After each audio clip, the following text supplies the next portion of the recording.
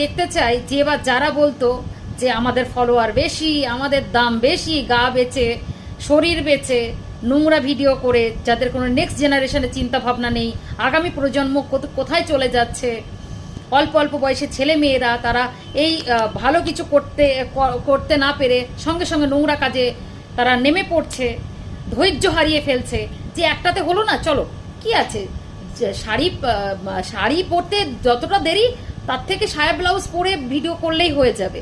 তো এই খাটনি কমে পয়সা বেশিতে তাদের মানে আগ্রহটা বাড়ছিল, সেখান থেকে অনেকটা মানুষ রিলিফ পেয়েছে। তার থেকে বড় কথা হচ্ছে ছোট ছোট বাচ্চাগুলো কি শিখছিল, তারা পড়াশোনা ছেড়ে দিয়ে তারাও এরকমভাবে নোংরা পথে এগিয়ে যাচ্ছিল। তো আমাদের তো সবসময় উচিত ছিল যে আমরা ভালো কিছু শেখাই বা ভালো প্রজন্মটাকে, নেক্সট প্রজন্মটাকে আমরা ভালো করে রেডি করি, তা না করে খারাপটার দিকে চলে যাচ্ছে। তো খারাপের স্থায়িত্ব বেশি দিন থাকে না।